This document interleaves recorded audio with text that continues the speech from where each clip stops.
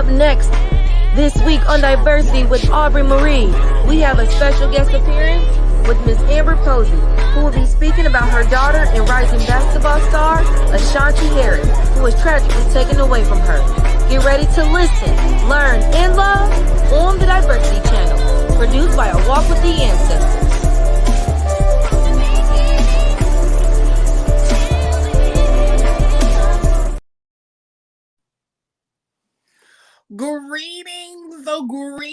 Greetings, and welcome back to your Friday nighttime talk show with Amber Marie, Diversity. Listen, today we are going to get into the things of the things. I have a special guest with me on today who I absolutely love. She has been in my life for a while, I think since 2017, 2016, but we'll get into that in a little bit. But today's show is revolving around gun violence. And we will be talking to a mother of strength. We will be talking to a mother that is still fighting for the justice of her beautiful daughter who is no longer with us. And we will say her name at the end of this show. I have Miss Amber Posey that is going to be coming onto the show on today so that we can be able to talk about her beautiful daughter, Ashanti Harris, who was tragically murdered by gun violence back in 2020. And as long as I've known her, especially since this situation has happened, we have definitely spoke on many platforms about this case, about this, situation. And we want to always keep her name loud, live, and in color. So without further ado, Diversity family and friends, welcome to the show, Amber Posey. Girl, yes. Hey, Welcome to here. Hey. Welcome to Diversity, girl. Yes. thank you for having me. Listen, I am so glad that you took out the time to even come on, because I was telling my producers that I was riding in the car, and I text you this. I was riding in the car, and immediately I thought about doing this particular episode in dedication to gun violence and talking about Ashanti, Ace, as a lot of her people will know her. Yes. And to just keep her name alive, because everything that I've been involved in, we found a way to bring it in, because I think that it's so important that as young as she was, as successful as she was going to be, it was just a shock for everybody. But one thing that I know for sure that I admire 100% from you is that you give 100% when it comes to everything that happened in regards to that situation. And also just speaking for every mom that has lost a child due to gun violence. And I just appreciate you taking out the time to say, yes, that is her. Look at Ashanti, y'all. Amazing. That's my beautiful baby. That's your baby. That's Ace. That is big baby. That's big baby, girl. And I think that a lot of people, when they hear about this, their number one question is, they're like, what happened, essentially? But I'm going to allow you to introduce yourself to everyone. And then, girl, we'll get into the things of the things. As earlier, production did put, this is a trigger warning. So for anybody that is tuning in, this is going to be a deep conversation. And at the end of the show, honey, we have a surprise for Amber that I think that she is going to be so excited about. So Go ahead and introduce yourself. Tell the people of the people who you are, what you have done in the legacy of this baby, and just all of the things that you want to share. So my name is Amber Posey. I started the ACE Foundation in honor of my daughter, Ashanti Ace Harris, who was unfortunately tragically murdered on April the 9th of 2020 in Nashville, Tennessee. Um, I appreciate you, Aubrey, first of all, before I get into anything, for always giving me a platform to speak on Ashanti. Absolutely. We met in 2015. You met Ashanti in 2017, where y'all had your own personal conversation when Yes. she came out as a gay young lady in the Black community. Yes. So I appreciate you for talking to her, having that conversation that I could not relate to as her mother. Yes. But, I supported my child and I connected her with the correct person who told Yes. her to live in her truth. And that's what she did every day. Mhm. And unfortunately, that is the truth that got her taken away from us. So it's very important to me when you say we speak her name, because that is the number one thing that I said on Capitol Hill. Until the day I die, as long as I have breath in my body, the narrative that was put out in the media when my child was taken from me will not be the legacy that is associated to her name. So when we speak Ashanti's name, we only speak facts. We don't speak about what was told in order to take her down as a Black young gay woman in the Davidson County community. Absolutely. Absolutely. Well, I appreciate you, girl. And yes, honey, listen, them days at the Shurian, honey, beep, beep, toot, toot. We had a good time. Okay. We had a time. So, Amber, I want to go ahead and dive into this particular case because I want you to take everybody through the day of April 9th, 2020. What happened on that day that you can be able to remember? So it's very nice that you say that, because I don't think a lot of people understand that when something like this happens in your life, a tragedy, whether it's gun violence or losing someone you're unexpected to lose, that day comes back to you in waves. Your memory is lapsed. So I actually remember more than I did probably 2 years ago when we did our first interview, or 3 years ago when we did our first interview. Yes. It's been almost 4 years. It'll be 4 years, April the 9th. I work from home for a company that I would prefer to keep private because it is a federal company. Yes. I was working from home. It was the height of COVID. The tornadoes had just hit Davidson County like 2 weeks prior. The kids were at home. My sister had just bought her first house. If anybody knows anything about Ashanti, she is 110% about family. So, she got up and she said, I'm going to go help my auntie move. Me and my sister and the passenger who was in her vehicle that night were all leaving my home. The day went on. She checked in with me. She said she wanted to get a dog or something. I was like, you're not going to meet some random guy off social media regarding a dog. We'll talk about this when you get home. Okay. So the next thing she said was, well, what are you going to cook tonight? Which was another thing about Ashanti. She loved to eat. And I was like, we're just going to keep it simple. We'll probably have some loaded potatoes and salads. She got home probably about 5:30ish, 6 o'clock, because I had definitely got off of work and was preparing dinner. Fixed her plate because I always fix my kids' plate. I'm very Southern like that. So I fixed her plate. I took it to her in her room and she was playing her PlayStation. She took her plate and she said, don't worry about, cleaning up the kitchen. I cleaned it up for you, Mama. Just get some rest. Okay. I said, okay. So I went and lay down. While I was preparing to lay down, I actually went to go get in the shower. And she came in my room and she said, can I run the passenger down the street? Height of COVID, it was probably about 9:15, 9:20. My child had never given me a reason not to trust her. She had her own vehicle. She was a licensed driver. But I gave her that mama look. Gonna go. but you better be going where you going. You said you was going, and you better come back and like right back. Mm-hmm. So she said, I ain't like, she just gave me that look like, okay, I know what you're saying without saying it. She was like, I promise I'll be back, Mom. Mm-hmm. I said, okay.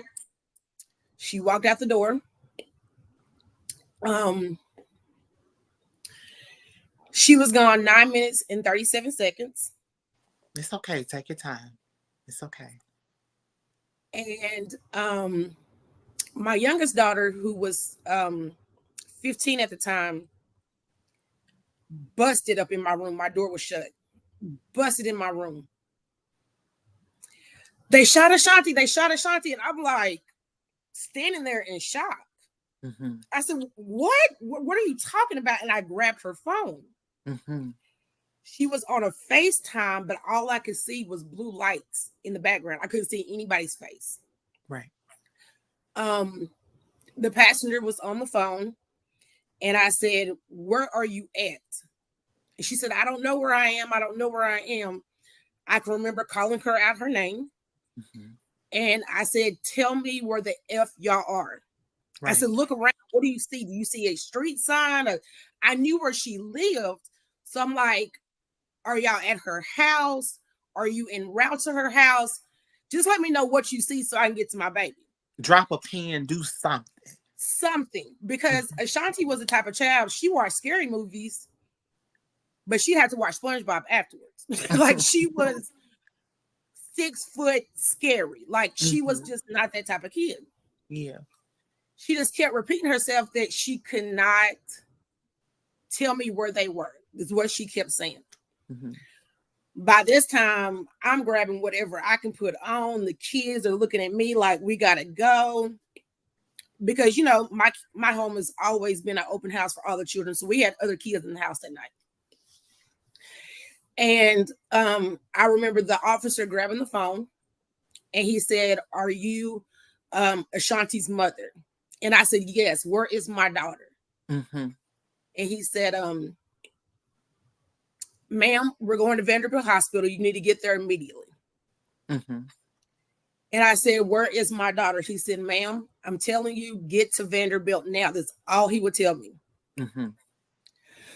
So we got in the car. Take your time. It's okay. It's okay. It's okay. It's okay. It's all right. We got in the car. And I remember saying, I can't call her daddy. I cannot call her daddy. And tell him this, like, I cannot call her daddy. Mm-hmm. And I was on the phone with her bonus mom.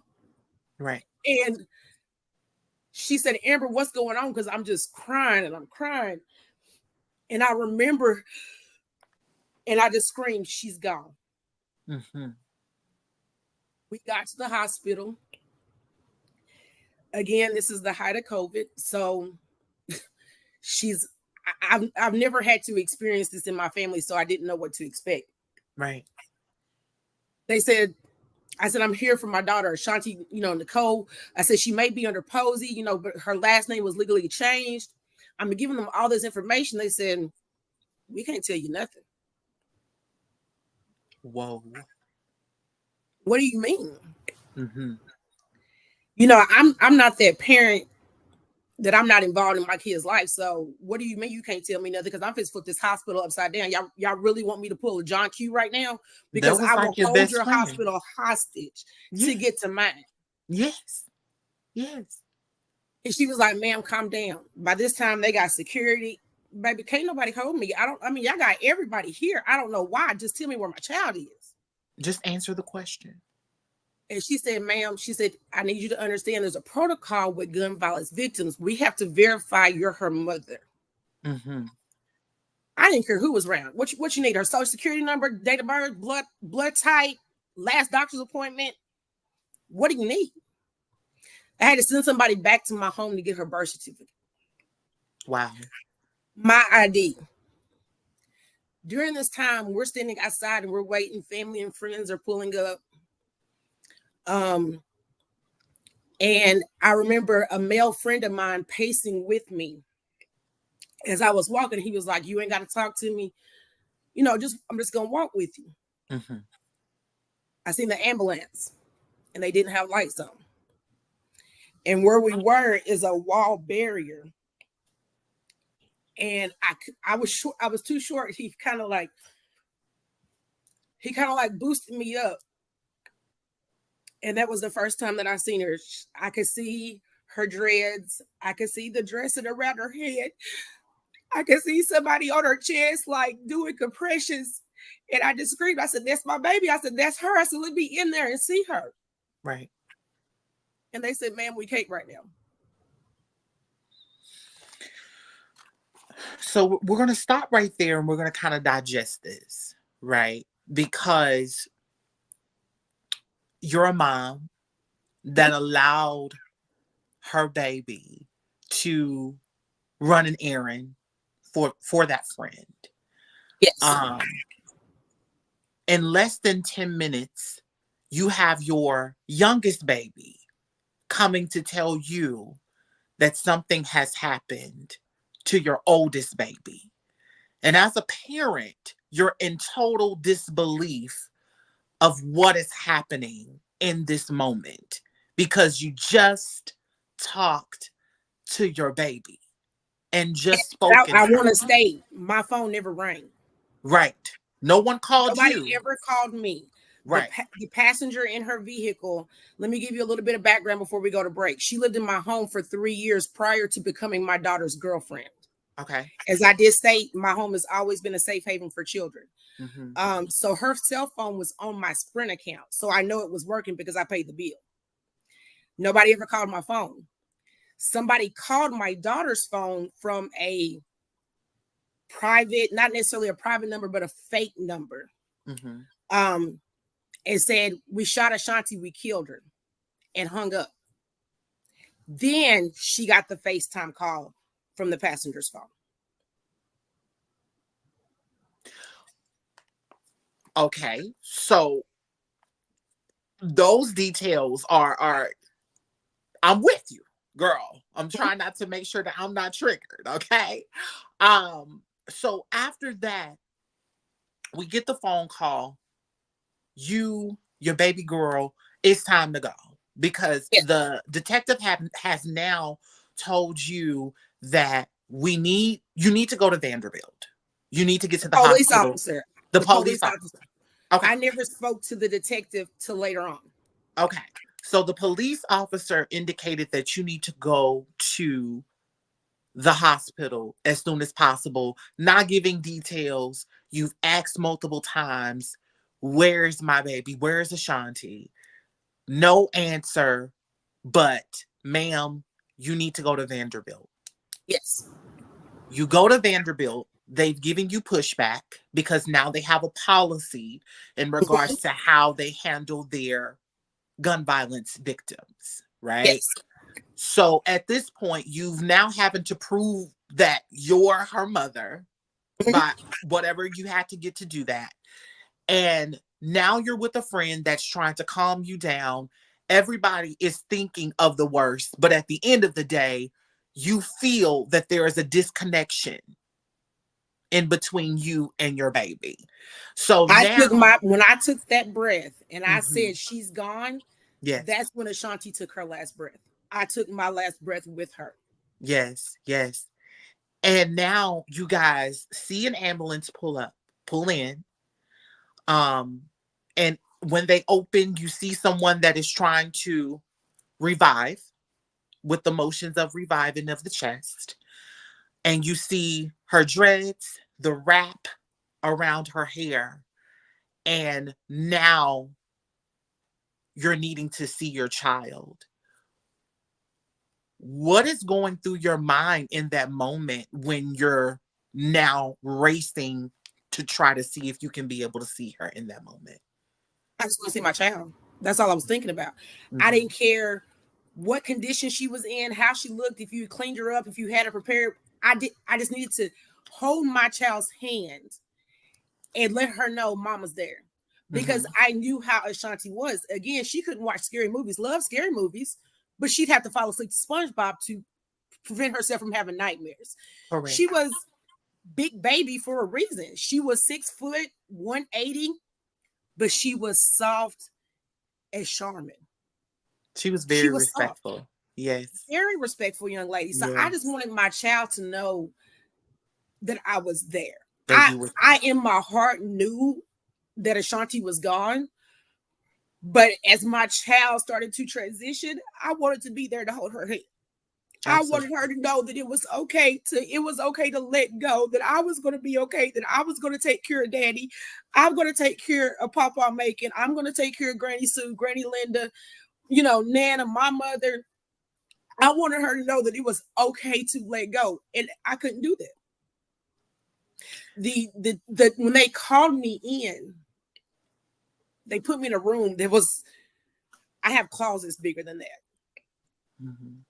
And I sit there and I'm just shaking. And these two doctors come in and they just sit down. And the bedside manner, now that I think about it, was so just matter of fact. Is there anybody that we can bring in with you? Is there somebody that you would like to be here before we tell you this news? It was just, they sit down. We did all we could do. Mm-hmm. I lost it. Absolutely. Take her to UK. Take her to University of Kentucky. Fly her to Knoxville. Y'all are not the all be all. Try again. Keep trying. My daughter had overcome so much prior to being taken by gun violence. I wasn't fixing to lose her to a bullet. Yeah. Absolutely. Give me somebody else. Now, I have a question in regards to this. You said everybody is at the hospital, right? That person that was in the vehicle with her, did she make it to the hospital? She never showed up to the hospital. She never even came and got her blood pressure checked. When they told me that they had did all they could do, they told me that she had been hit 7 times. 3 wounds were to the back of the left side of her head. The rest of the wounds were to her body. I try to fight the doctors. I'm not even gonna lie about it. Like, I really physically try to fight the doctors. They let me out the room. They let me out the room, and I just remember running outside to my family, friends, her AAU sisters, her other sister was there. All of her sisters were there. And I just screamed. I said, they took my MF baby. And I hit the ground.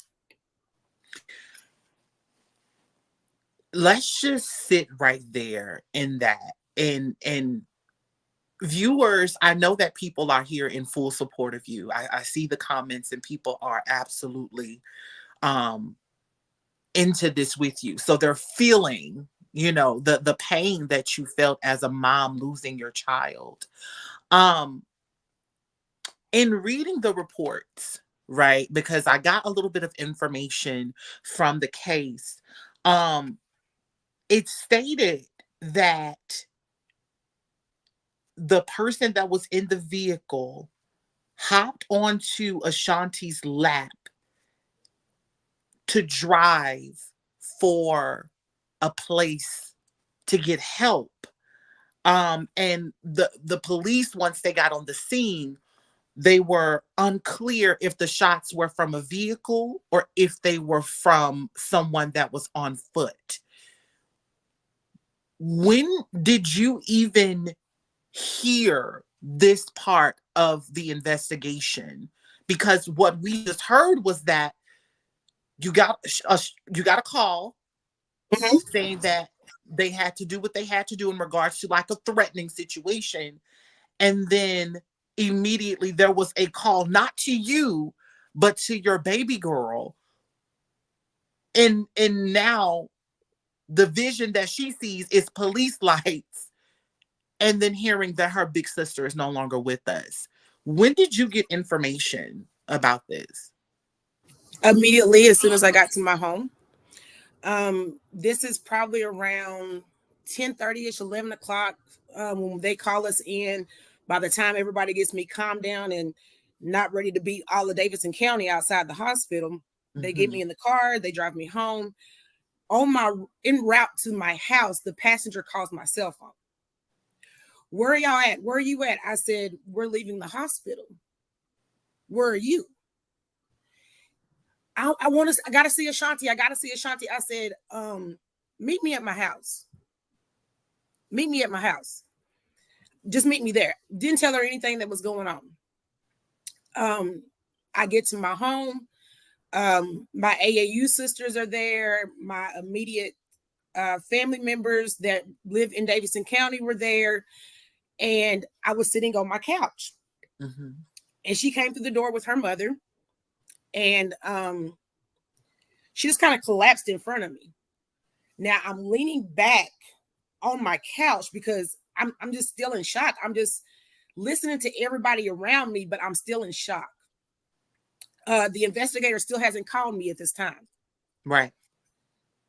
So she kind of plops down in my lap, and one of my AAU sisters was sitting adjacent to me, and she's just crying and crying, and I'm rubbing her back, trying to calm her down because I need to talk to her. Mm-hmm. You have questions. I have questions, so I need to talk to her. Mm-hmm. And she's just screaming, I just covered Ashanti. I just covered Ashanti. Now, mind you, when she walked back in my house, she had on the same thing that she left my home in, which was a white t-shirt, my daughter's polo khaki hat, red track pants with white stripes down the side, and black Ugg slides. Her weave was still intact. She had no blood on her t-shirt. She had no blood on that hat. She had no glass in her clothes. So when she said she covered my baby, I looked at my homegirl and she looked at me, and I put my hands up like this and I just leaned back. And I said, I need to know what happened. I don't know. They just started shooting so fast. I look at my homegirl like, are you listening to what I'm listening to? Because she said they, not once, not twice, but now 3 times. More than one shooter. Mm-hmm. I said, okay, I understand. I said, but I need to know who did this to my baby. I need to know who did this to my baby. She again said, I don't know. They started shooting so fast. I said, okay. I said, were they walking? Were they in a car? Were they in a truck? No. They were in a car. I said, okay. I said, what kind of car was it? I don't know. I said, but you know colors. What color was the car? And I started naming off colors. When I hit the certain color, she said, yes. So her phone, I have an ottoman in the middle of my living room. I picked up her phone and I said, pull up his Instagram. Okay, we're going to put a nail in it right here. Listen, this is Amber Posey, y'all. We are going to take a quick break, but when we come back, we have more on this chilling story. We're going to hear a word from our sponsors.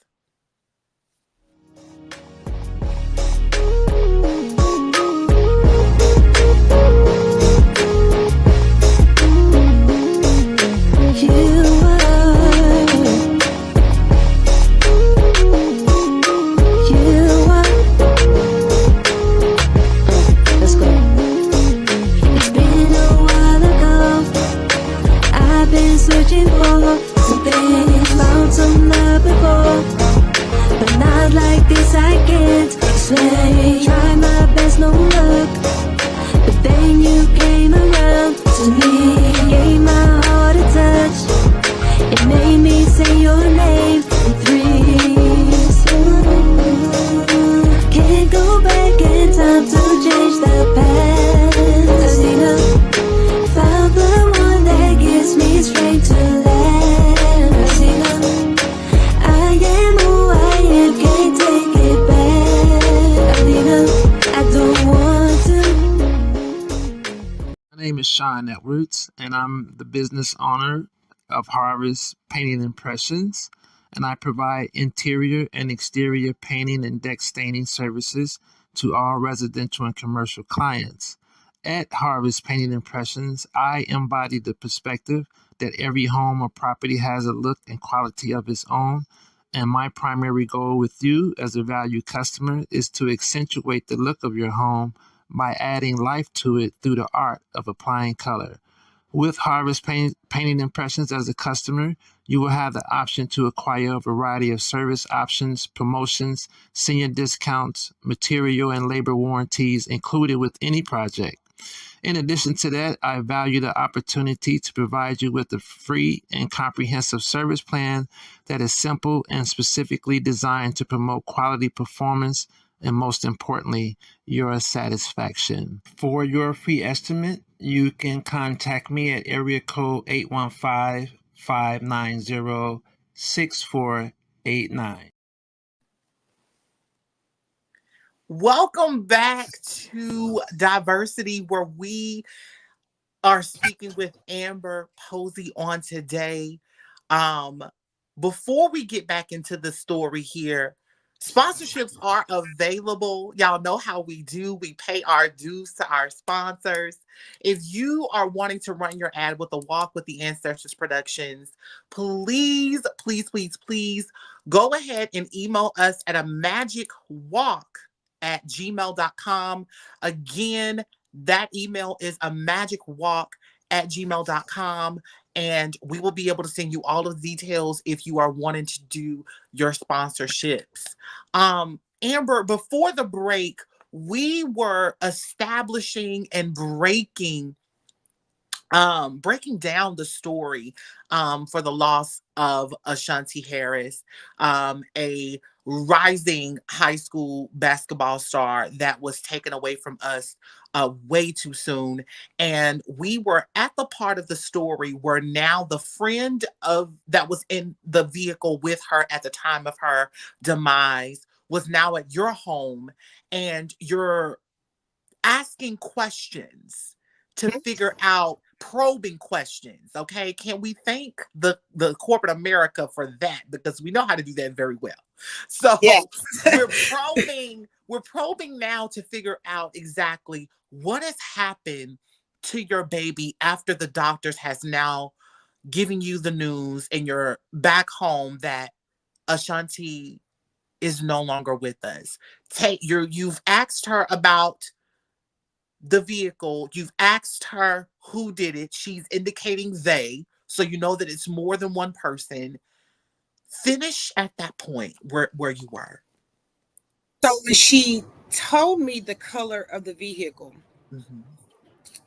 again, I'm a very involved parent, so there's nothing in my kid's life that wasn't going on that could impact them that I didn't know about. I'll put it that way.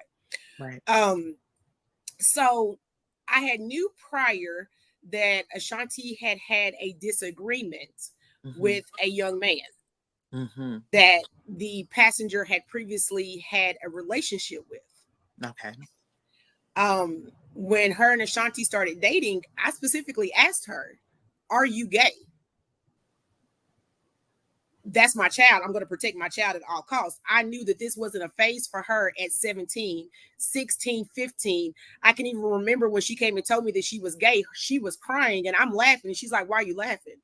Baby, I was waiting on you to tell me. I've been knowing. I was just waiting on you to come to me. So when she decided she wanted to date her, I asked her specifically, I said, "Are you gay?" "I'm gay for Ace." "What does that mean?" Right.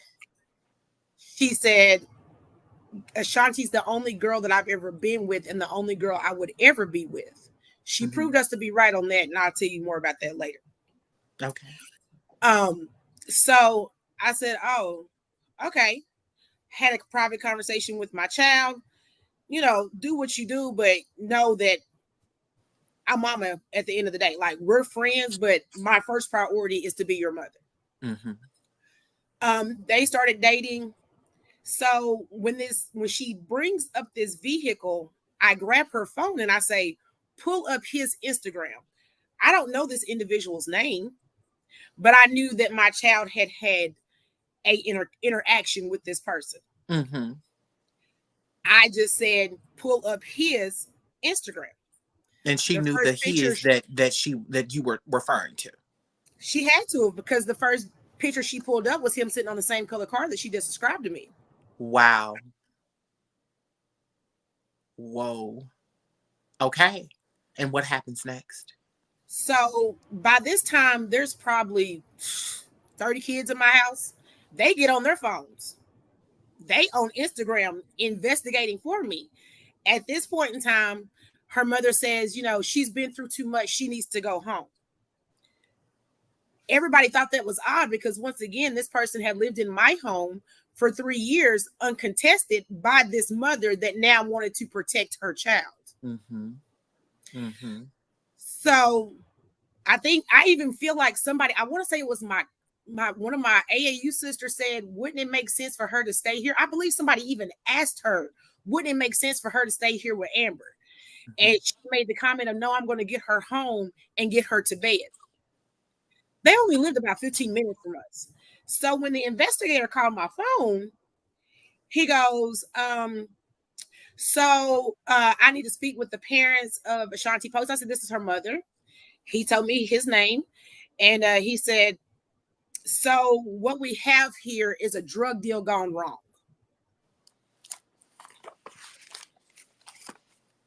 Okay. Shit is about to hit the fan. It hit it. I think I invented curse words. Sir, are you calling me regarding Ashanti Nicole Harris, aka Ashanti Nicole Posey, aka Big Baby? Because my child's not affiliated to any drug dealings. Mm-hmm. Mm-hmm. Well, yes, ma'am. By this time, I'm thinking, okay, it's a few hours later. Maybe you've ran her hospital record. You've ran my background. You've ran her father's background. Maybe you tried to get 1 + 1 and got 10. Mm-hmm. I immediately said, I don't know what you're looking at, but know that my past nor her father's past has caught up to our daughter. Correct. We taught her better than that. And he goes, no, ma'am, your daughter went to go sell a 0.5 gram of weed and the deal went wrong.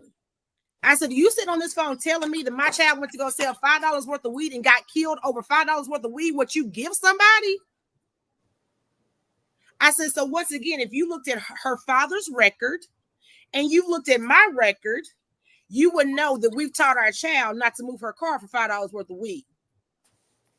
Uh-huh. My daughter had 2 jobs. She ain't that pressed for $5. Mm-mm. Her father works every day. She has uncles that spoil her. She has a grandfather that spoils her. Correct. She has a mother that spoils her. Correct. She has bonus parents that spoil her. $5? $5. My child just came back from Paris. You think she was pressed for $5 and she's traveling internationally at 17? And I was jealous because I want to go to Paris. I think we even had that conversation. She's in Paris. $5? Wow. So what happens next after you tell him this can't be the same person? He said, this is what the passenger told me. I said, well, let's get her back on the phone. Please. Because she just left my house. I said, we're going to get this cleared up tonight. I said, she just left my home. I called her phone from another phone. Straight to voicemail. Phone bills paid. I said, sir, you can keep talking to me. I said, because I'm trying to get her on the phone because we're going to get this narrative together right now. Right. He said, well, I've seen a lot of drug deals go wrong and your daughter was shot at. I think we stopped counting at 27 rounds. I said, do what now? I handed somebody the phone. I said, keep trying to get her on the phone. And he said, we stopped counting at 27 rounds. I said, there was 27 rounds fired into my child's vehicle. And he said, yes. And then the vehicle was wrecked. I said, I'm not understanding. I said, she was hit in the head. I haven't seen her, but I know she had multiple shots to the head. And he said, yes. He said, she wasn't driving the car. She was in the passenger seat, but she wasn't driving the car. I mean, she was in the driver's seat, but she wasn't driving the car. I said, I'm sorry, sir. I said, I owe Sally Mae like a lot of money, and this is not making sense to me. You have accused my child of dealing drugs. You have told me that over 27 rounds were fired into her vehicle, because now I'm flashing back to the fact that the passenger didn't come to the hospital. Mm-hmm. Now I'm flashing back to the fact that you just told me you covered my child, but there was no blood on you. There was no glass in your clothes. What did you cover? This is not making any sense to me. He said, well, ma'am, I'm going to give you a moment to calm down, and then I'm going to call you back. I said, well, do you know that this is the type of vehicle they were driving? He said, where'd you get that information? The passenger? She just left my house. He said, she didn't tell me that. I said, well, why would she tell me something that she wouldn't tell you? Okay. Well, we only questioned her at the scene. I'm sorry, what? My child is gone. And you're treating her like a victim when over 27 rounds were fired into my daughter's vehicle, and she ain't got as much as a butter knife cut? According to the report, hold on. According to the reports, she was not injured.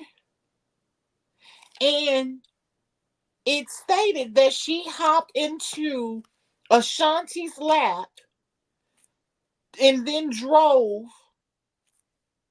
for assistance. I'm trying to understand. And then when she gets to your house, there is no blood. There is nothing of anything to indicate that you went through something just as traumatic as you went through. Like, I'm trying to understand, because the reports that are available for anybody to go and look, even from that time and then still being reported today, states that that person was not injured. She was not injured. She, once again, didn't even come to the hospital to get her blood pressure checked out. Wow. When I kept calling her phone and could not get her on the phone, I finally called her mother's phone, and she said she's asleep. You just got shot at over 27 times and you're asleep? I'm sorry, what? I said, have her to call me when she wakes up. So the next day she calls me, and now the story has changed. I moved Ashanti from the driver's seat to the passenger seat and drove away from the scene and wrecked the car. Once again, my child was 6 foot, about 180 pounds, if not more. She is 5'1" at his finest, at his best. 5'1", I'm going to give her 5'1". She may be 5 foot. Maybe about 130 pounds. So my child is severely injured, complete dead weight. Me being medically trained, let's add an additional 20 pounds to that.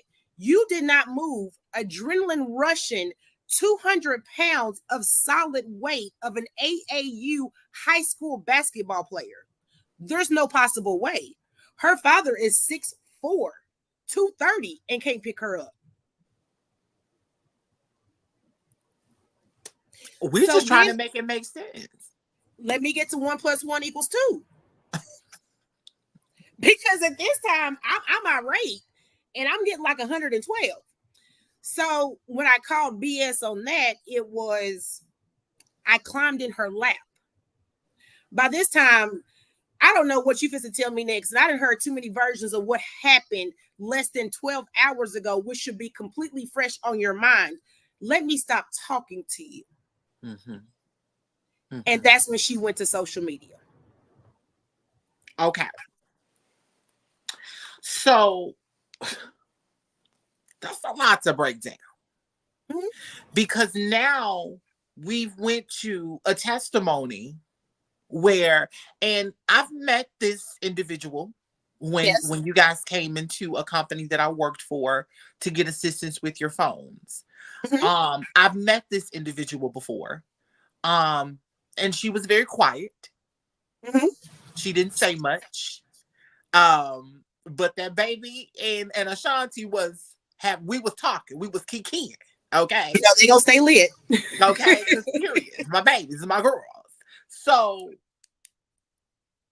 me in my mind, when I heard about this almost 4 years ago, I was lost. I'm like, girl, what? And then it started to kind of make sense because, very sneaky, very quiet, very observant, watching the room. You know, you're too busy watching everybody else that you don't even know what's going on. But yet, you're with a family that has accepted you. Mhm. Because I remember us having our little conversation sidebar where you were like, I've allowed her to be here, da da da da. All I ask for them is to go to school, get their education, get Absolutely. them good grades, 1, 2, 3, because I don't play that shit. And I Absolutely. believe that is almost exactly to what you said, to the words. Because I don't work hard for bad grades. I do not. And their only job was going to school. Ashanti chose to have two jobs because Ashanti in the Tournament of Roses at University, I don't know if it was at University of Kentucky, but in Kentucky, she was at the Tournament of Roses. And Ashanti, I mean, she's massive. She didn't know her own strength. She started at the age of 13 playing on a 16, 17-year-old AAU team for Adidas. So she didn't know her own strength. She was right-handed, but she blocked a shot with her left hand and wind up requiring surgery. So she had downtime that she was never used to. Right. She was like, Mom, I need to get a job. I said, okay, you can get a job. But as soon as them grades start falling because your checks is getting larger, yeah, I'm gonna turn in your own pink slip. So no, I never played about grades, no matter you was my child or my additional child.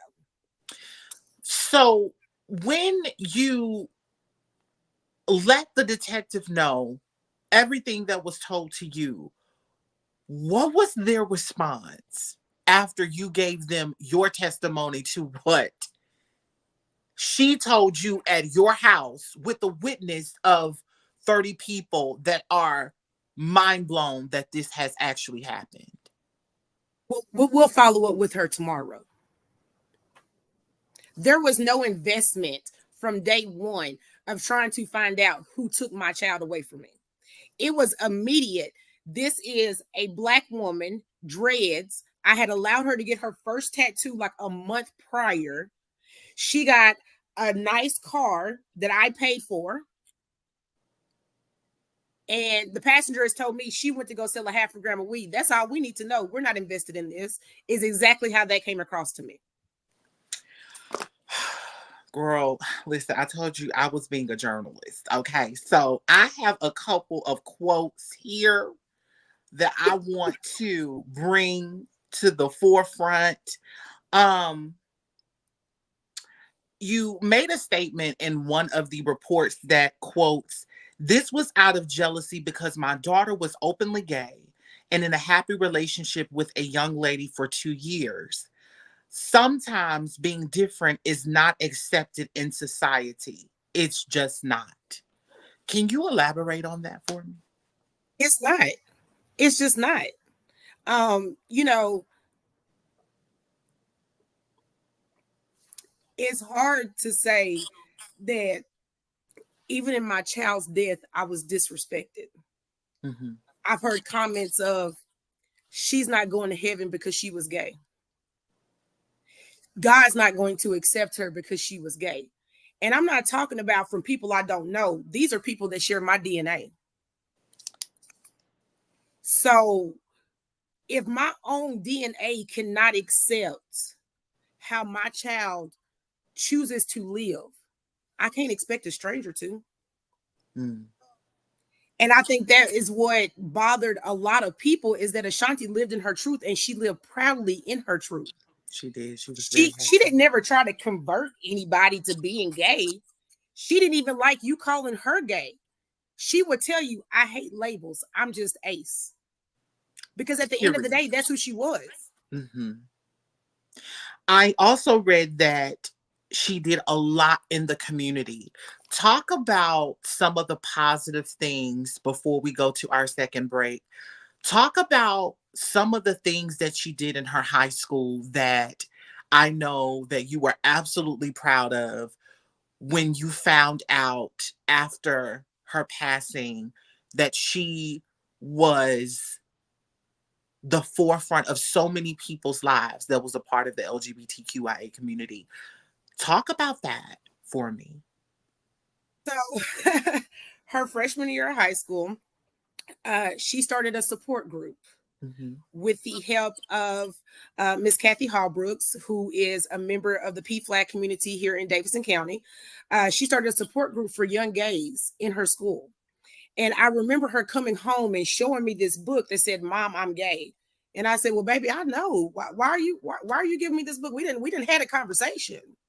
And she goes, no, I started a support group because, you know, everybody's mama doesn't accept them like you accept me. So I want to help kids be able to navigate those conversations. And I said, girl, if you get put out of school, make sure they call your pawpaw or don't call me. Do not call me. Like, you cannot be up here in this beige community starting support groups like this. And she was just so, no, mama, I'm going to do it. Yeah, I let it go. Mm-hmm. So that I knew about. Yes. But after she passed, her principal from her high school delivered her senior pictures to my door. And he said, you know, this is just, you know, I've been a principal for so many years, and some kids, you just see this coming. He said, I never saw this coming, not with her. And he said, you know, she used to get to school early, and I've seen her reach in her gym bag and give homeless people the, you know, clothes out of her gym bag and give them food. And I was like, I said, I'm sorry, what did you just say to me? And he repeated it. And he said, you didn't know she was doing that, feeding the homeless and giving them clothes? No, sir. No, sir, I didn't. I mean, my child left my home every day at a certain time. I thought she was being your average 17-year-old and going to Chick-fil-A or Starbucks. Mm-hmm. I didn't know that she was doing this. And he was like, oh, yeah, like, yeah, she was, yes, she really did, like, every day. Mm-hmm. And I just sit there kind of in awe. That night we had a candlelight. Her friends wanted to have a candlelight on the basketball court. Yeah. So we had a candlelight, and there was a young lady that walked up to me and she said, I only graduated high school because Ashanti kept my baby so I could pass my test. Wow. And I just looked at her and she said, yeah, when you would think she was at practice, she would be at the house watching the baby so I could do my homework. Another parent came up to me and said, Ashanti helped my child go to the counselor and find out what they needed to graduate. And I'm just floored. Even if I wanted to cry, if I wanted to grieve, my heart was just swollen with just joy. Pure joy. Yeah. Just pure joy to know that she was 17 and had this much intelligence to know I have it good, but others don't. Absolutely. I am blessed and my mother supports me, but other people don't have that. Mm-hmm. She's always seen me bring her friends inside the house, you know, basketball team, whatever the case may be. And it made me realize our kids are watching us more than we know. Mm-hmm. But she was almost saying like, my mama's got this. Let me see who else I can touch. Oh, we have lost service. Just a moment, guys. Did it lose?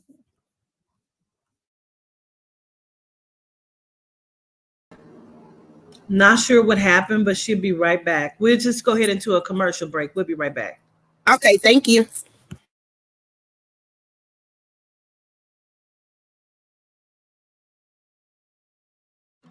Understanding Archie's Autism, A Sibling's Guide by Shakayla Absalom. Understanding Archie's Autism is a guidebook that gives the readers a fun, lighthearted understanding of autism. The story follows Archie's big brother, who takes you on an adventure up and down the autism rainbow that follows what a typical day with his little brother looks like. Did you know that more than 75 million people all over the world are autistic? That makes up about 1% of the entire population. The purpose of this story is to bring attention, awareness, understanding, and acceptance to awesome individuals around the world. It is important that we all learn about ASD so that our loved ones can receive the support that they need. Understanding Archie's Autism, a sibling's guide, now available on Amazon.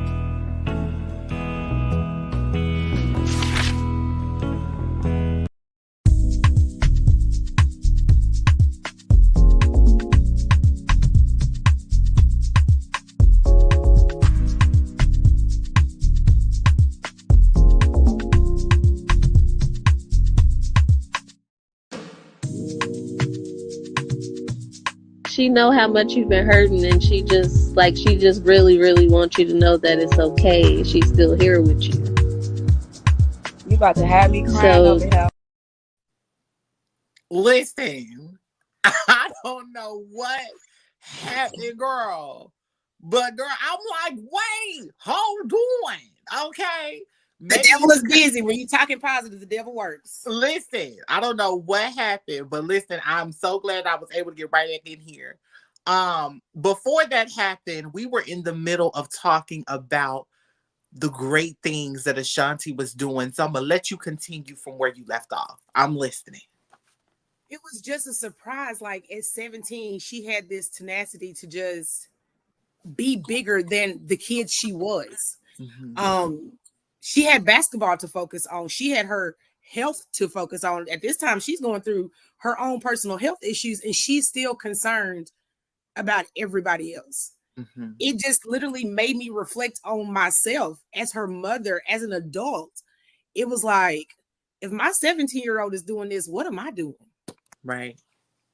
And that's why we started the ACE Foundation, because I don't know what Ashanti would have did if she was still here 4 years later. I don't know if she'd be overseas playing basketball. I don't know if she'd still be at WKU playing basketball where she had a full ride scholarship. I don't know if she'd been at UK because she got her scholarship offered to them after her passing. You know, I don't know what she would have did, but I want her legacy and her name and her good intentions to continue.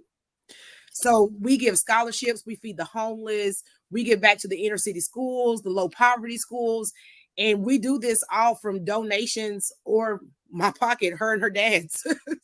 Absolutely. Where can people find the information about the ACE Foundation, or where can they contact the ACE Foundation? They can contact me at longliveace30@gmail.com. longliveace30@gmail.com. Production, can we get that email up just in case if people want to go in and reach out to the ACE Foundation? longliveace30@gmail.com. In regards to the ACE Foundation, this foundation was made on good grounds, great grounds at that, to just continue on the legacy of Ashanti and what she was doing already in the community for people. And that is so great. I am so proud of you, because I think that we had even talked about it. I can't even remember. I think we talked for like maybe 3 hours one time. And I was like, you need to do a foundation to keep this going, because when people hear your story, they're going to donate. They're going to help out. They're going to do what they can to make sure that people are aware of this particular situation. And we're going to keep speaking, protesting, and all. I do want to be able to touch on that a little bit. Gratitude, production, for that so much. I want to talk about the protest in front of the Capitol, honey, because, honey, let me go to my notes. In front of the Capitol. In front of the Capitol. In front of the Capitol, honey, because what is his name? William Lambert. Yes. Listen, if I could have wretched I know that it's reached. You understand what I'm saying? But we're going to go very southern if I could have reached into the screen to pull all of his little hair out, we would have been scrapping, because her story was so impactful that I even read in the article that she had people, senators in Memphis and other places, furious at what he indicated. And I'm going to read a little bit of what he said, and then I'm going to go to your response, which was so beautiful, because I think that as a woman of strength, it took you to stand and say that at the end of the day, no matter what you said about my baby, I'm not going to give you that. Even though that I'm fighting for the justice of her, I'm not going to give you what you feel like that you're going to try to take away from me. So I'm going to read what he said in quote, honey, in regards to, because it looks as though, because what I have here is said that he blocked it. He blocked the resolution for April the 9th to be ACE's Day. Mm-hmm. He blocked it because he believed the alleged claim of the marijuana sale. This was his response to that. He stated, I did some research and looked up exactly what led up to her untimely demise. And due to the behavior, I will say, choices that she was involved with at the time, I cannot in good conscience vote in favor of this. I wish I could support this legislation, but I simply cannot give the activity of her. I simply cannot support this less legislation in regards to that. Basically saying that he will not approve anything of her and the day of ACE because of the simple fact that she was allegedly involved in this. And the beautiful response, hold on, I'm not done. Because see, when I tell you, see, one thing about my girl here, she can read down. Okay. Yes. And what she gave this genome, honey, on this platform, when they said, do you have any remarks? She said, absolutely. Absolutely. Amber stated, and I quote, honey, she says, we are so proud of the life that Ashanti lived, one that was filled with kindness, hard work, and generosity. She started a support group for the LGBT students of Maplewood High School, worked 2 jobs, and was on her way to Western Kentucky University. Her memory deserves only the highest honors. Bravo to you. Because once again, it shows the strength that you endured. And even in that moment, gratitude production, you can even put that right back up. Because honey, we are talking about greatness. Okay. We are talking about greatness. And thank you to her uncle for making that flyer for us like 4 years ago. I love that photo of her. Yes. The strength that you had to say, even though that all of these reports are lies, I am still focused on making sure that my baby's name is said and it is heard. And for him to even feel like that this was something for him not even to look into or even say, hey, I want to do something to help. It was an automatic no. You understand what I'm saying? And you're a woman of color, for one. And like you said, those individuals may have went and looked at your past, but your past doesn't define who you are. It never does. You can change. You could be held by a lot of situations, but you can definitely come out of those situations and be a great individual. And Ace, aka Ashanti, was a respectful young woman who had dreams of being able to go to the women's NBA, play for whoever. She had a full ride. She was very, very intelligent. And because somebody, whoever that somebody is, did not like the light that she brought to others, they decide to take her life. With all of that rolling into now, because we're going to fast forward, because I do want people to get a couple of their questions in, and then I do want you to get your surprise. Okay.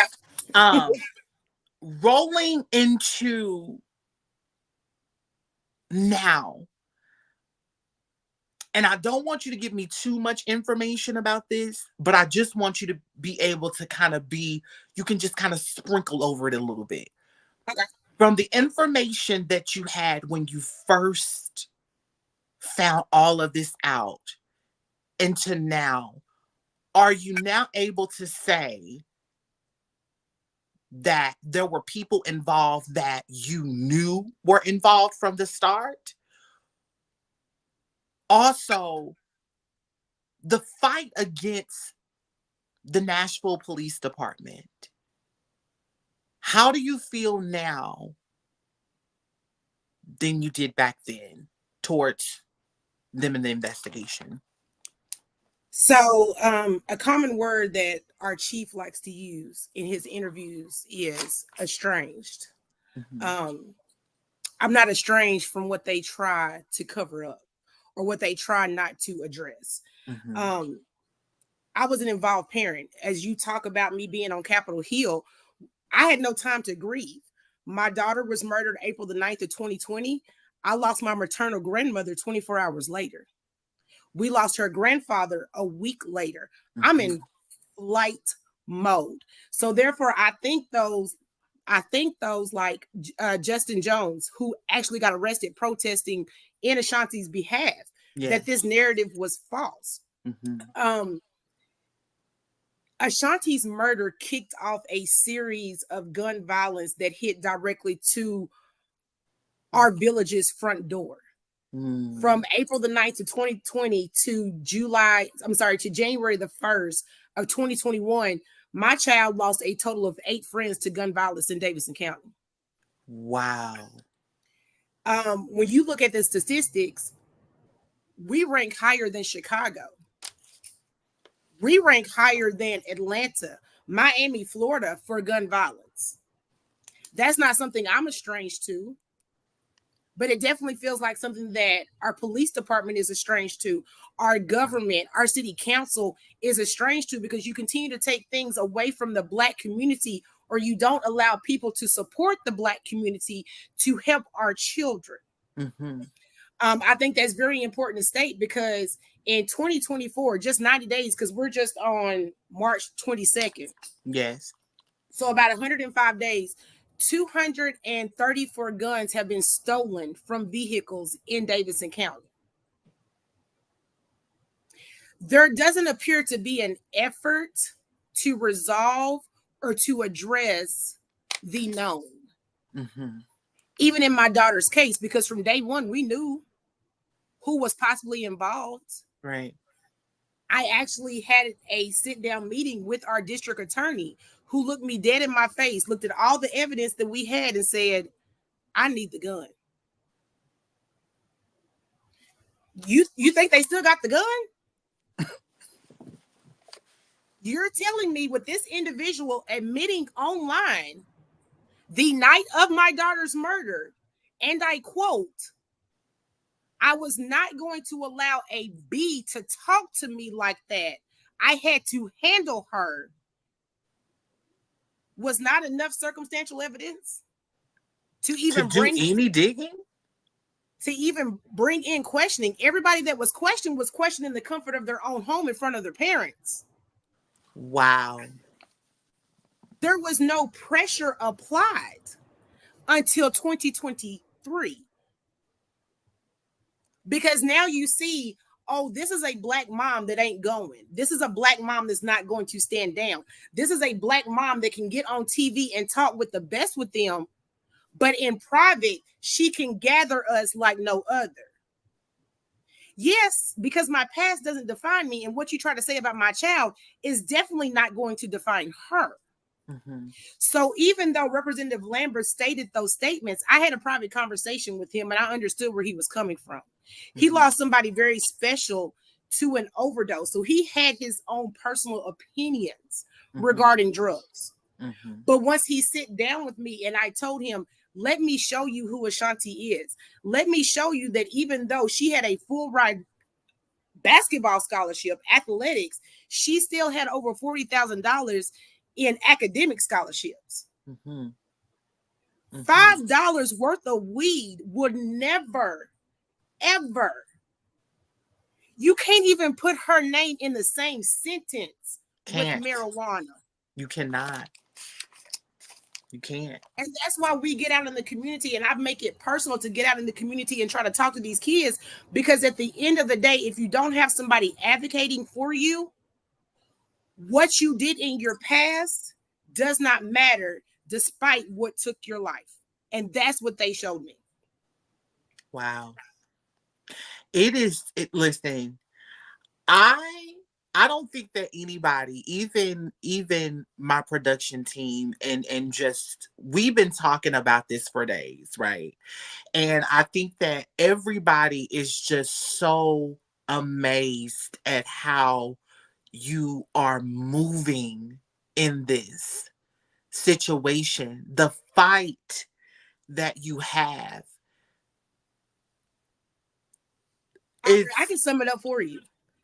You know, I'm an adult woman, but my kids have forever been my backbone. My child is pushing me every day. I feel her every day. Mama, don't give up. I have her friends who she looked at like siblings, her AAU sisters, her AAU brothers, her own siblings looking at me to get justice. I'm going to have my day to grieve, but it's just not right now. I have a fight on my hands. Listen, and we're going to keep fighting until the wheels fall off. Amber, listen, the story is not over. No. But justice will be served. Absolutely. Yes, it will be served. And if I have anything to do about it, we here at the Diversity Family, we're going to keep fighting. We're going to keep pushing. We're going to keep allowing people to hear her name, say her name, feel where she was coming from. We're going to keep fighting until the end of the road comes. You understand? Absolutely. We are in full support of you. Go ahead and let people know how they can get in contact with you in regards to the ACE Foundation one more time. Production, can we get that email back up here, please? They can email me at longliveace30@gmail.com. You can email regarding inquiries if you wanted to provide donations, if you want to send anything for the homeless. We always collect around all of the seasons just to make sure that they're properly clothed, have proper bedding. We always collect around school time just to help with the inner cities. The inner city kids. We collect shoes gently used for the children, clothing items. We do it all. There's nothing that we don't want to do to give back to our community. Absolutely. And we love it all. Now we're going to jump into a quick segment to where we are going to allow people in the comments that I've been watching. Listen, the comments have been rolling. All right. You got people like, I am outraged. I want to fight, girl. These are everybody around, okay? They have ACE in this They're saying justice will be served. We love justice for Ashanti. They are in full support of you. And I want you to see that your people are standing behind you. They love you. They love her. They see the bright, beautiful individual that she is. So we're going to have now, guys, the segment that everybody loves, honey. All right. Questions with Aubrey Marie. And today, with the special guest, we're going to have it with Amber on today. So if you have a question for Amber in regards to this particular situation, you are more than welcome to come on up. Production, if we can get that link in the chat. Y'all have about 15 good, strong minutes to come on up here so that we can be able to talk to Amber. Even if you just want to give her some words of wisdom or just whatever, you don't even have to have a question. Even you just have something great positive to say to her on today, just to let her know that you are loved, she is loved, and you just want to give her the best thing that she can. Come on up, and we can get that going. Listen, the support that you have in this chat, girl, it is, I feel the love.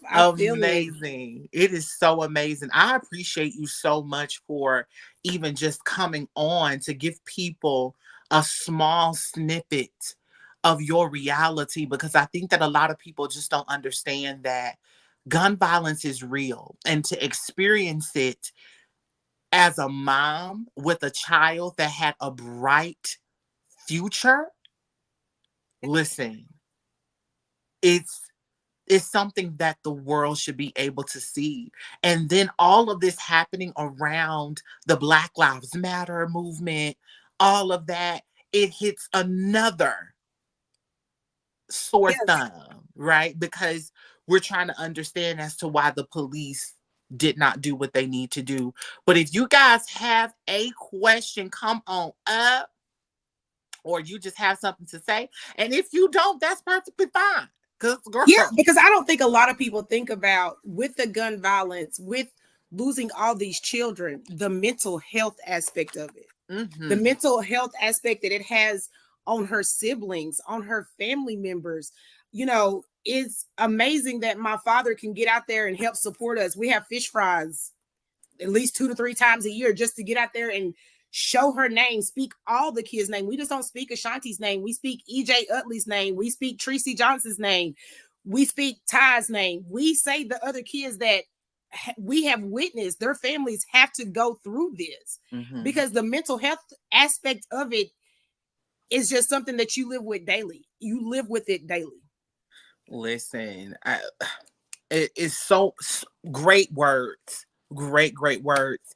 If we don't have anybody, because usually they'll pop up by now. So what I'm going to do is I'm going to take our last break. I'm going to go ahead and take our last break, y'all. And then after the break, we're going to go ahead and give you your surprise. And I'm going to make sure that I tell you what it is. And and then hopefully, I feel like you're definitely going to love this, but I'm going to give that to you. So we're going to go ahead and hear a word from our sponsors, and we'll see you right after the break. All right.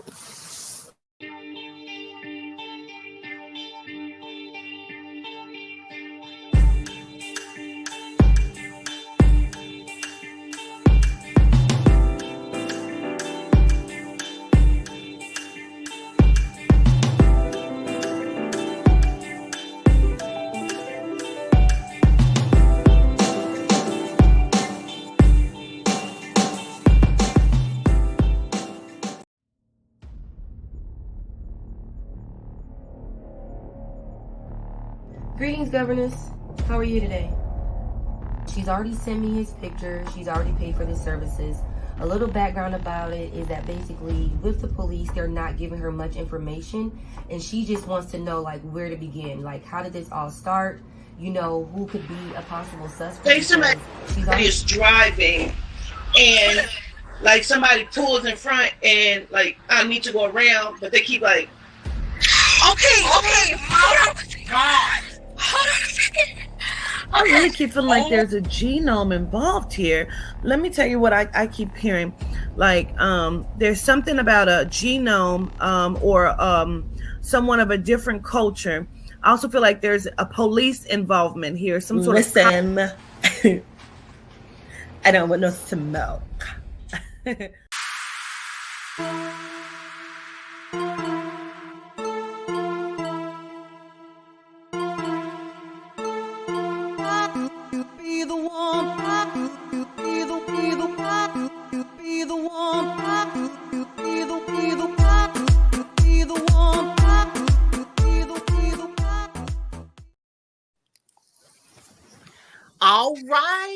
And we are back.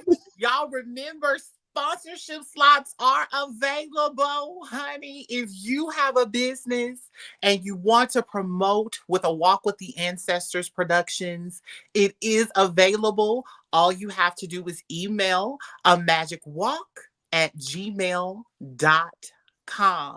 So, Amber, we have a surprise for you on today. Diversity and a Walk with the Ancestors has collaborated to do a service that is paid for. Usually it runs about $150. It's called a Walk with Crime. It is done by the ancestral interpreter herself, Quatita Dean, which is my head of producing here.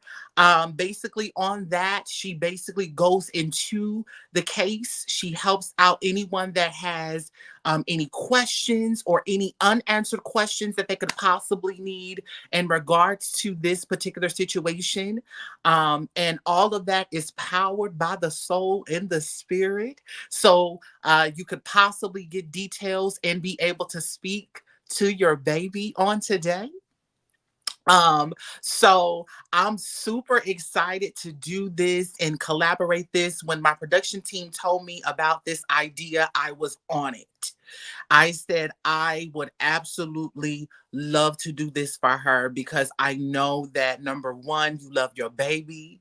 And if there's any moment that you could be able to talk to her, just to tell her that you love her and get those questions that you've been having, I know that this is what you need. So without further ado, welcome to the show. Many may know her by the governess, but honey, I'm going to welcome Miss Quatita Dean to the show so that she can be able to help you out with this and you guys can be able to kind of get to know each other. She's going to come on and kind of tell you exactly what she does.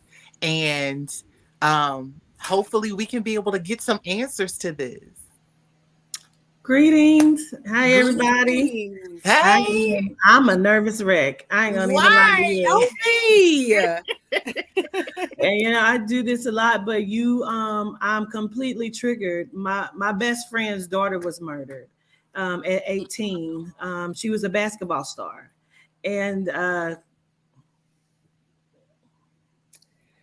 wait a minute. I understand. I'm good. Wait. So I'm triggered just a little bit. But again, my name is Quatita Dean, and this is what I do. I wrote down so many things here, and my heart goes out to you because I look at you and I see my best friend, who still doesn't have answers or justice. And if it's okay with you, I don't want to do anything that you're not okay with. I would love, because this is what I do. I speak to the souls of the departed. Okay. I've been like this since I was a little girl, and this is just my spiritual gift. So if you are right with me sharing my gift with you, I would like to do that. Please bless me. I'm definitely one that believes in spirit. I believe in all of that. The communications I've been seeing numbers. I've moved into a new home. Ashanti's never been in. I smell her. Yeah. I see her. She does certain things that she would always do, like a little prank. So I know my child is trying to speak to me. Okay. So I did a lot of things I had wrote down. You just was hitting them. I'm like, no, because, I like to be able to give stuff. So when she was like, people come up with the questions, I'm like, I'm over here sweating like, oh no. So the first thing that she told me to say was to call her Ace High. Okay. Like, you know what I mean? So I wrote Ace High at the top of the paper, almost like in the deck of cards, like you flip an Ace High and that's trumps. So that's what I wrote down. And then she had me put, hey, Ma, and then love, Dad. Okay, so I wrote those down. And then I wrote down dancing because she keeps doing this thing. Okay, so now to go into the case of what we call a walk with crime. There was a lot that I wrote down. And like I said, you hit a lot of the things that I wrote down here. So first thing she told me was I don't know nobody. I don't know anybody, but the female was told to bring her here. That's what I wrote down. Bring her here. And then I wrote no choice, as if this person didn't have a choice, as if her life was being threatened. Okay. And the crazy part is I wrote down kill the passenger. And when you said she wasn't driving, I was kind of taken back because that's what I wrote, kill the passenger. And then the lungs, I feel like my lungs collapsed. And so that's what I wrote down. Look at the light. Your daughter's sitting right next to you. That is crazy to me. Wow, it's shining so bright. And when you watch this back, you'll be able to see that. So this is the thing. The young female wasn't in the car. She wasn't in the car at all, because what I wrote down was, and then I wrote this down, I'm just going to say it, pick up weed. That's what I wrote down, as if that was the narrative that was being said, was picking up some weed. So maybe she told different stories about this. I have chills all over my body, but she wasn't in the car. What I wrote down was she went in, they came out. And so that's what I wrote down. Now, I'm not sure where this took place, because I keep feeling like this is like a house or a building, like someone, like she went into somewhere and 3 guys came out. Okay. What I wrote down is someone has like a scar or a mole also on their shoulder, or there's a tattoo or some kind of scar or shoulder mole or something. I wrote that down. Also, I wrote down secretly dating, played both sides. Okay. Fake pregnancy. I wrote that down. Anything you want to validate, if you want me to stop and you want to validate anything, you let me know. Speak your truth. Okay. I wrote down light skinned and then a brown skinned, dark, stocky person as well. And then somebody may have not had locks then, but I feel like maybe they have locks now, or they may have even had locks then, but someone has locks. Okay. So I put that down as well. So the other thing that I was confused about that I did write down was that she said that Ace did something. And I don't know exactly what that is, but I feel like she played both sides. And she keeps saying that she lied about a lot.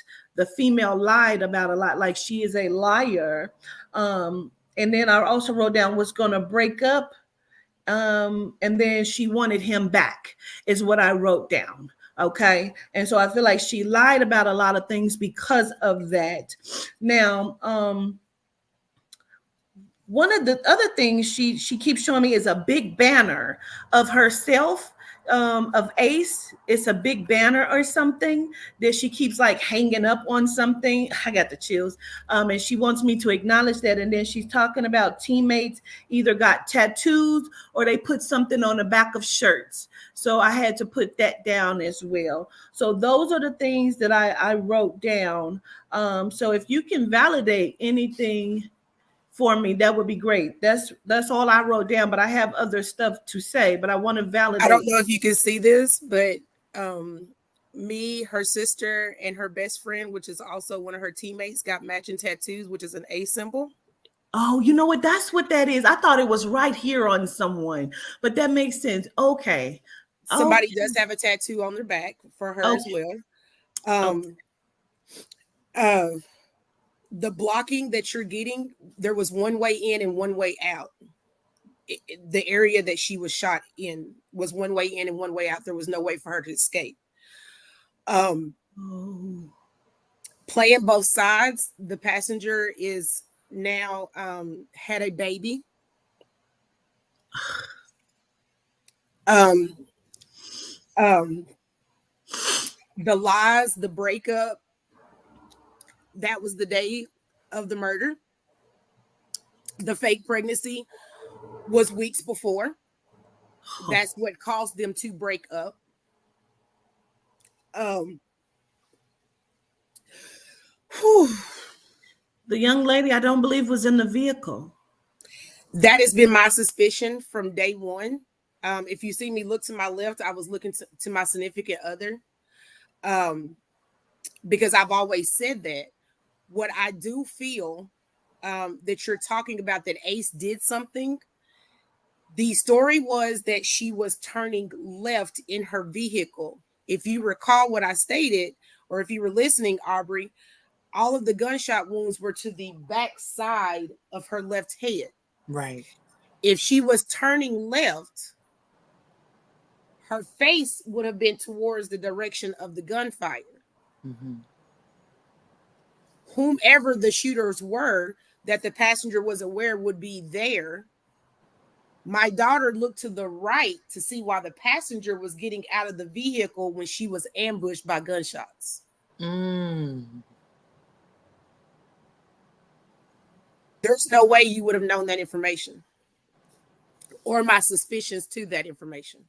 Yeah, that makes so much sense, because I see her run. So I thought she was running in somewhere, because wherever she's getting in, they came, you know what I mean? When she got out, then they came, because she goes in and they come out, is the way it was seeming to me. And I see her run. And so,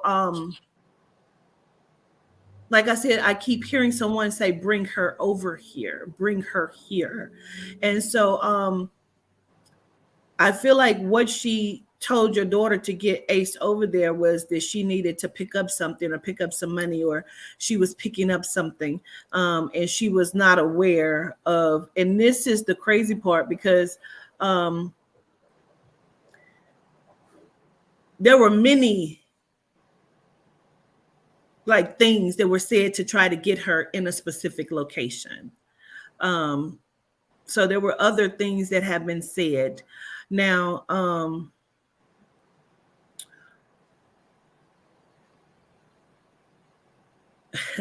so she keeps saying, "Hey, Ma," and then she's blowing up kisses. Okay.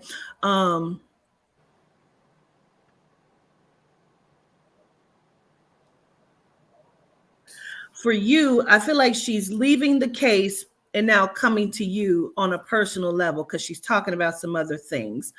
What is the procedure, or something that was done, or who had the stomach surgery, or who had something done on the stomach?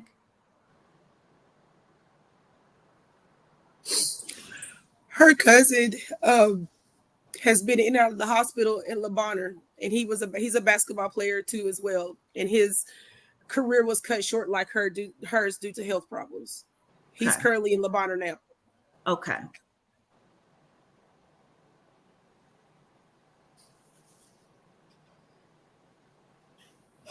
She says, I'm going to be with all of y'all as much as I can.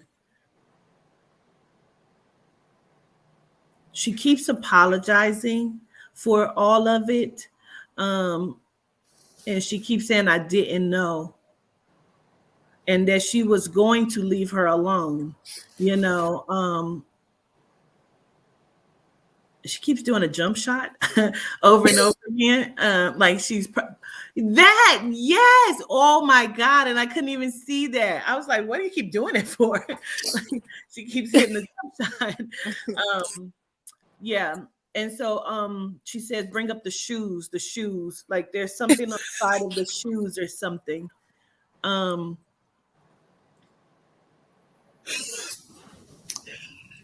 Ashanti she was too young to have a 401k.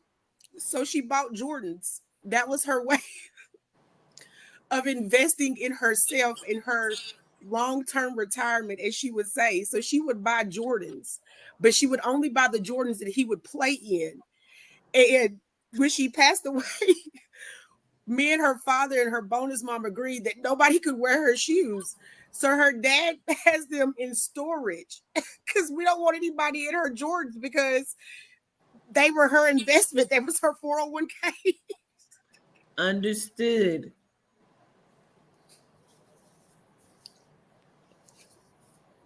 So now That is so she's funny. taking a pair of them and she's putting something on the side as if this is her name, like her shoe, like this is her name. I have one pair of shoes still left that she customized. They're a pair of Air Forces. Ashanti was very creative. She put something that is significant on the side of the shoes to just her. Nobody else can get them. Got it. Okay. She said she always knew she would be famous. Okay. And she didn't want it this way, but if it helps other people, she says she'll take it. Okay. I have to ask a question with that because she Yes. did not like the limelight. Is she okay with what I'm doing? Absolutely. She keeps showing me children playing basketball that's like her, I have chills, almost like her camp or something, like it's a basketball camp or something that is in her honor or something. Because she's telling me these are her children, that she didn't leave a legacy of children for you. So these are her children to you. Oh, I got chills from the top of my head. Ashanti, I have a nephew that Ashanti is really close to, and he has 2 little girls, and the one child that she was most involved with just started basketball training and she's 6. So she's like, her baby. these are her babies. It's almost like she's overseeing these children playing basketball. So she's like, I love you, Ma. I love you too, baby. She said, Ace High.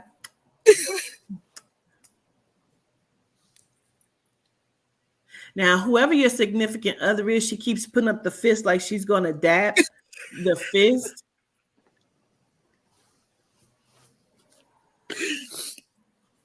Thank you. I needed that.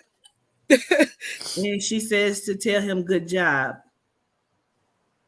Like he keeps you calm or something. He keeps you from the flip out.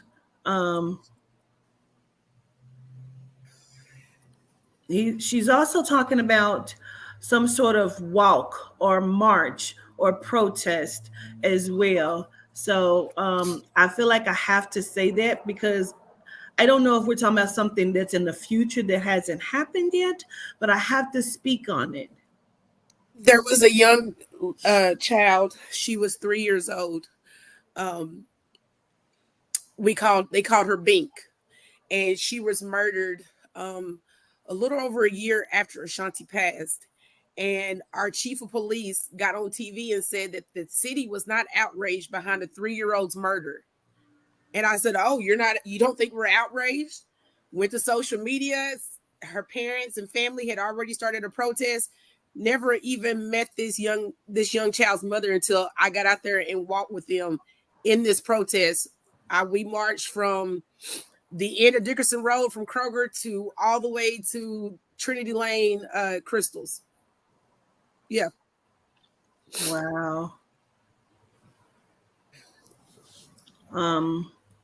She keeps highlighting 3 colors for me, so I'm just going to say the colors. She keeps highlighting. First, she showed me purple, and then she showed me blue, silver, and white. So I'm just going to give you those colors there, okay? So purple is her grandmother, who preceded her in death 24 hours later. Okay. Silver and then blue. Yes. That would be blue would be her favorite color, and silver would be association to her grandfather that passed away right after she passed. Gotcha. Okay.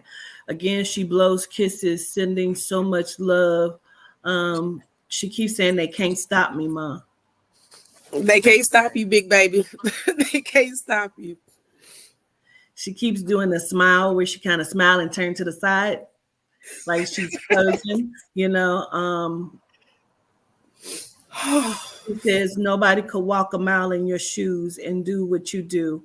And she wants you to know how grateful that she is. Yeah, it's a lot of them over actually with her. It's a lot of them, not just those two. There's a few of them over there too. I don't know who Tina is or where that T name comes in, but somebody keeps yelling at me like T or Tina or something. So I'm gonna just say that. But I'm not.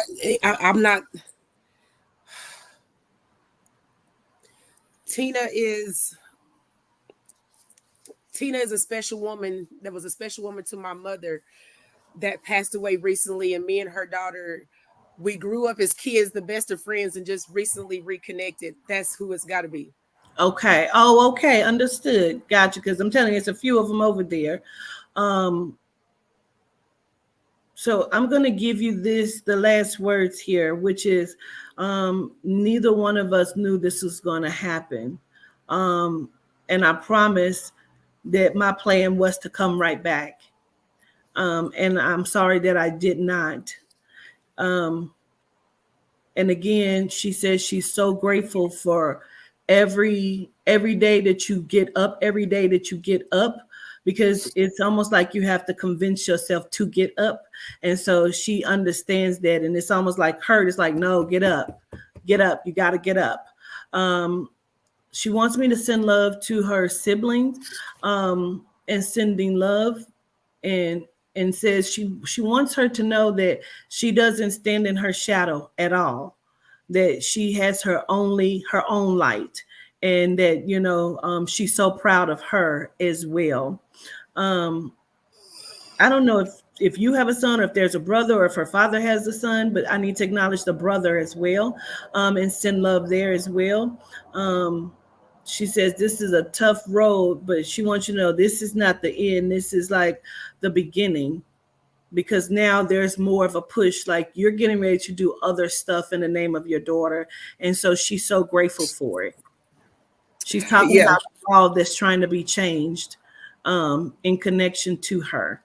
So I send so much love to you and gratitude for allowing me to come up. I am going to go back down and send love. And if anyone has questions, they can definitely come up. I send love to you for all of your strength and your power. Okay. Gratitude. Gratitude. All right. Listen. Ooh, that was deep. Oh my gosh. I'm so glad that you got the opportunity to get the information that you needed to know that you are on the right path. You've been on your Olivia Pope shit. Okay. Because that's what I am getting. You are on your Olivia Pope shit. I just, it is amazing. And I wanted to definitely keep that a surprise for you because I just knew how it would make you feel. You're able to now. Oh, I love you. Yes. Like, I love you. I love you too. You don't even owe me dinner when you come. That's it. Listen, you already, let me tell you something. Okay. Chat. All right. This woman in this box can throw down. All right. So, with that being said, I want my Oreo cinnamon rolls, please. You was gonna say that. I want my cinnamon rolls, and girl, listen, I'm so excited for everything that you're about to do. If you need anything from me when it is time, when I do come, you know I'm there. You know I'm gonna do everything in my power. Even when you're not here, you're there. Yes. So anybody got any questions for Amber before we got about 15 more minutes? Y'all can come up and talk to her because listen, we already know it's on and popping now. She done ignited the fire. It's happening. Yes, I mean, I don't mind questions. A lot of people ask me, like, how can you talk about it? I do a lot of interviews. It's therapeutic. It's Absolutely. therapeutic. I love to talk about my child. Not necessarily about the situation per se, but that is a part of her now. It's just the narrative that was associated to her death is not true. Yes. So any words of wisdom, anything that y'all would want to give to her, listen, you can definitely come on up. And if they don't have any, honey, then I guess that will just be the end of the show because that's all I got. What Quatina say, chat? That's all I got, Ike. That's all I got, Ike. For me, Ike. Or something. That's all Ike. And then also, guys, yes, you still can be able to, if you want to talk to Amber, if you want to send her an email, even if you don't even want to come up. If you want to speak with Amber, production, can we get that that email right back up, and then we can go back to that longliveace30@gmail.com. Make sure that you guys are emailing, talking. If you have any donations, if you want to help out the ACE Foundation, any help at all, even if you want to know more about what she is going to do in regards to the ACE Foundation and things that are coming up, go ahead and make sure that you email her. She is definitely going to respond, and she is accepting of anything that you guys have. But I appreciate every single individual that came to this show and literally heard your story, was inspired by it, and now you got more people that's going to be coming and saying, hey, I support Amber in her movement. So also share your Instagram, share your Facebook. If you guys want to follow her to keep in contact, keep in touch, how can they get in contact with you for all of your social media? So all of my social media is associated to my daughter. My Facebook page is Long Live Ace. My Instagram is Hoopstar Mommy 34_32, which was also her AAU number and my basketball number. So that's Hoopstar Mommy 34_32 on Instagram and Long Live Ace on Facebook. All righty. Well, honey, I am so. Oh, we got somebody coming up. Okay. What's going on? Welcome. Hello. Hi. Can y'all hear me? Hi, Hey. family. Yes. Hi. Hey. So I just want to come up here real quick. I'm a Nashvilleian, and I remember her story. I'm going to be quick because I'm going to get emotional, but I just want to say I applaud you, Mom, because I have, well, he's 20 now, but I remember when this happened, and you're right. It was so much violence. It still is. It still is. But her story, it touched me so deep. And I was following it. And then it was like, I didn't see anything for a while because I moved out of town. And I don't know if Facebook changes what you see when you move out of town or what. But then when I just fell in love with Aubrey, I saw, we became friends on Facebook, and I saw you commenting on one of her posts. And I was like, wow, there she is. So this is like a full circle moment for me. And I found you again. And I wanted to say, I will be back home in a couple of weeks, and I want to actively help out with the foundation. I just experienced something with my brother. Uh, he passed away, and it was murder. But I'm gonna just say it was like legal murder. But that's neither here. Well, and then this happening tonight. You gave me so much power, so much strength to keep going. When you said that it feels like she's telling you to wake up every day, get up when you don't want to get out of bed. I was trying to tell my mom that earlier. I keep moving because it's like he gave me some type of strength, right?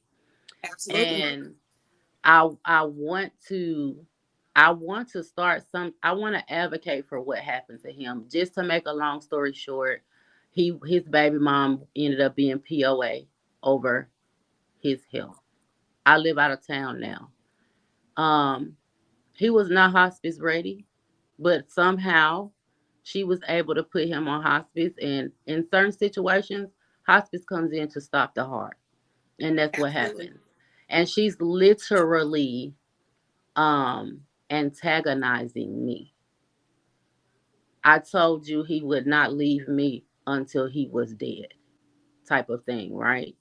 And it's a lot of things in the situation that I want to advocate for, but I'm not going to say that I've been afraid to start the process, but I just don't know how.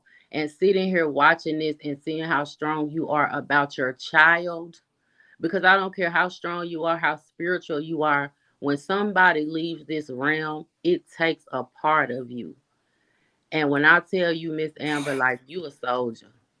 You a soldier. And it might be years from now before I can start this foundation. But I found the ACE Foundation again, and I just wanna um do whatever I can to help, because I I just feel like the collective dark energy is trying to take the souls of our, I want to say, because I don't care, Ace, that's not no was, that is a strong spirit, that's big baby for a reason. And that's how I Absolutely. feel. That's how I feel about my brother. Not because it's my brother, but I feel like collectively we are being taken away from this realm because of the power that we have.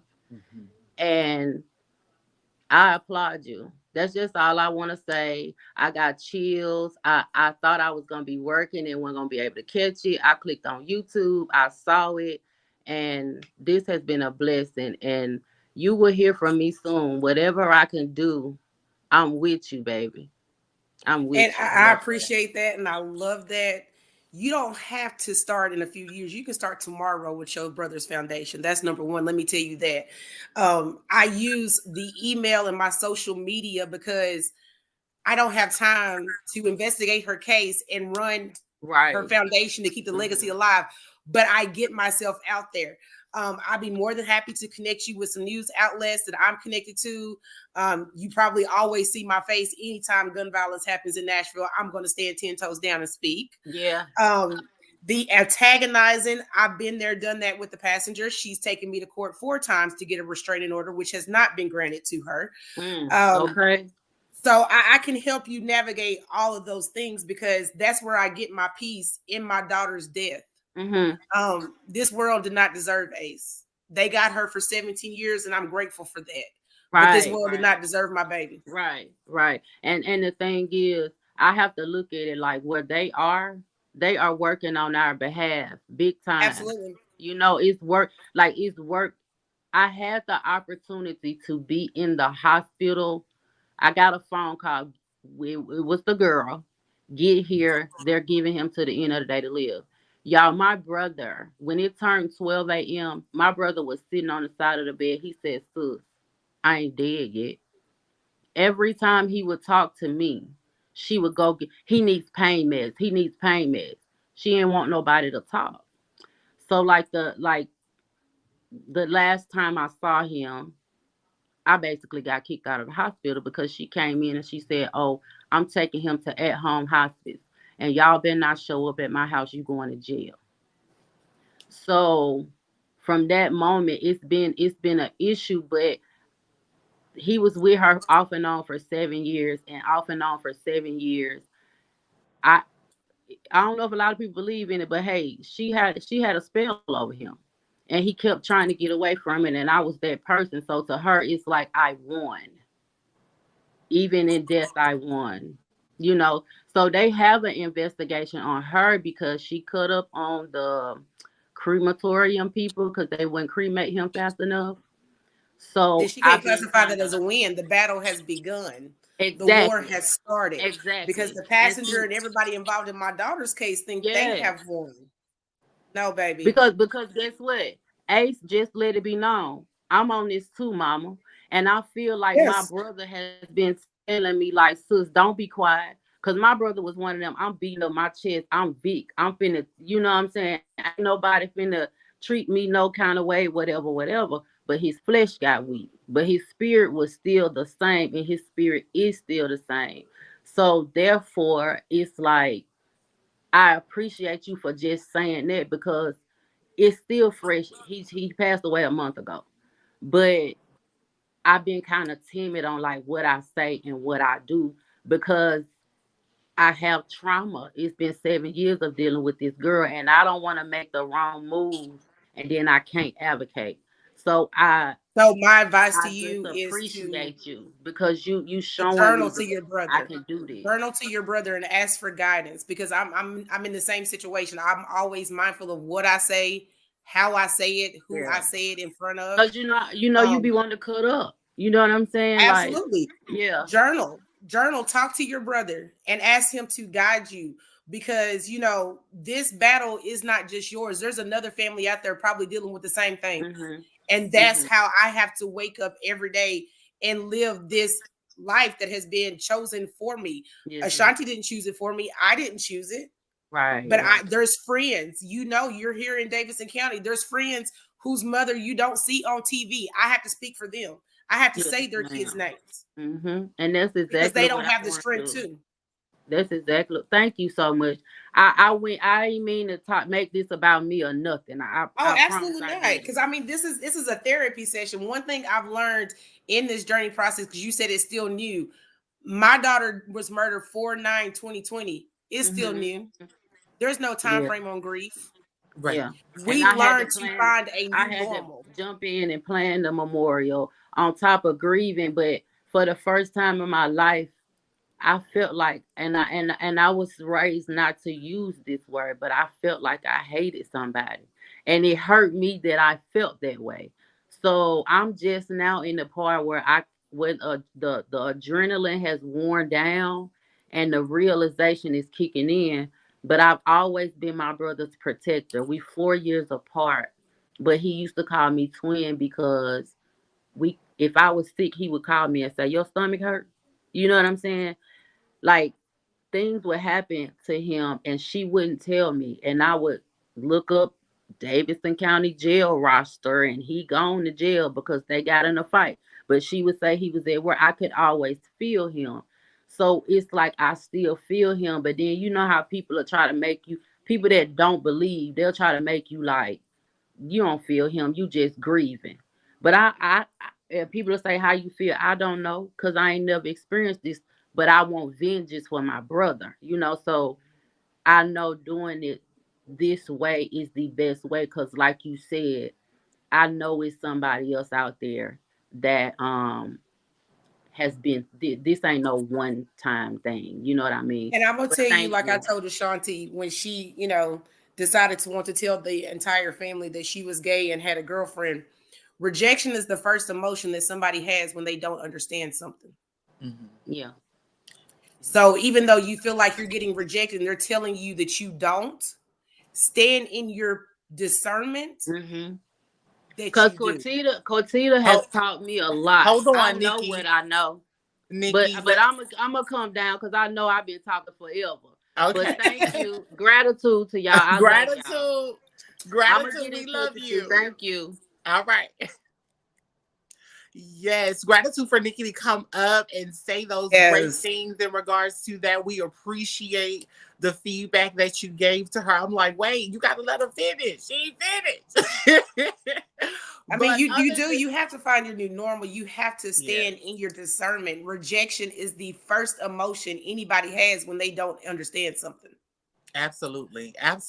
And we are coming down on the last 2 minutes of the show.